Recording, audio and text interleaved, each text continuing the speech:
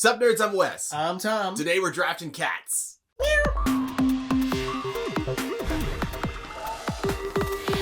This is a drafting game where you're just going to draft cats, but they're different tracks that let you advance on them a different amount. So there's just going to be a color and a number. And that's saying if it's yellow and 3, you're going to advance on the yellow track 3 spaces. Mm-hmm. And all of these tracks, we just filmed for Takedo.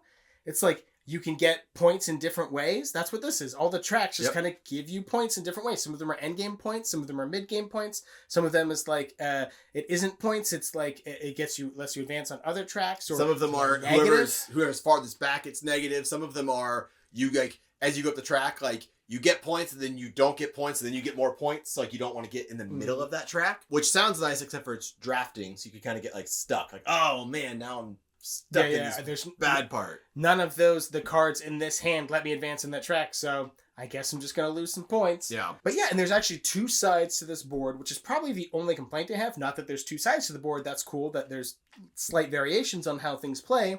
But like this game doesn't need to be this big. I know this is a reprint of an older, I think it was Yellow published it, and I never played that version. It took up a little bit.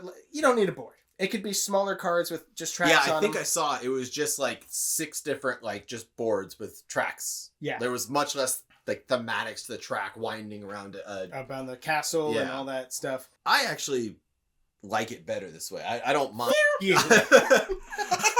No, I appreciate the thematics of the game. It's definitely more bright and more colorful, more cartoony, and that may detract people from like, no, we're serious gamers. I don't want cats on here. There can't be silly cats. I have a wife.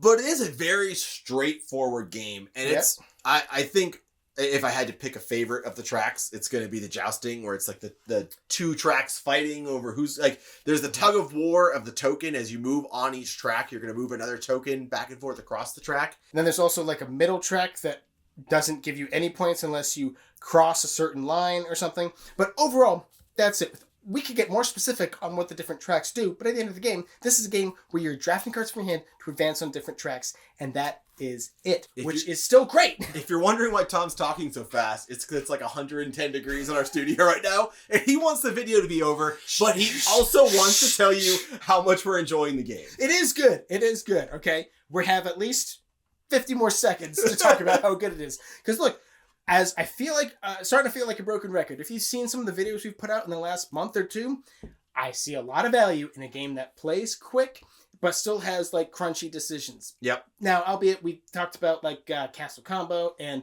Veil of Eternity, those have crunchier decisions. There are no abilities on cards that you need to try and combo or whatever, right? But the other big thing that we didn't mention is you're going to draft the cards, but then we're going to go around in turn order, each playing 1 card. Mm-hmm. Like, and if you're on the same spot, whoever gets there second is the one who beats it, right? So it's kind of like a game of chicken of, well, I'm going to play this, and now I'm further up than you on the track, and did I play it too early? Yeah, ties are not friendly, so while you do want to make sure you're advancing on that track, you don't want to go too soon, such that someone else lands on top of you, and now you are farther behind than they are. Correct. So that adds a really nice game of chicken aspect to after the drafting rounds. It happens way more than I thought it would. Way more. Yeah. I think they mathed out how many numbers there are. There's a lot of duplicates, so there's a lot of people who are going to end up on the same spot. It's really good.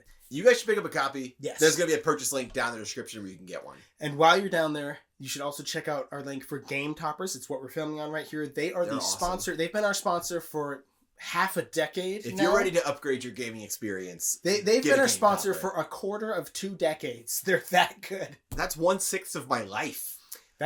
Is that really? Wait. I'm just going to count them like this. It's 1/7 of my life. Sup nerds, I'm Tom. I'm Wes. This is a reprint of an older game that I never played the older one, so let's just do the cats intro. That was better anyways.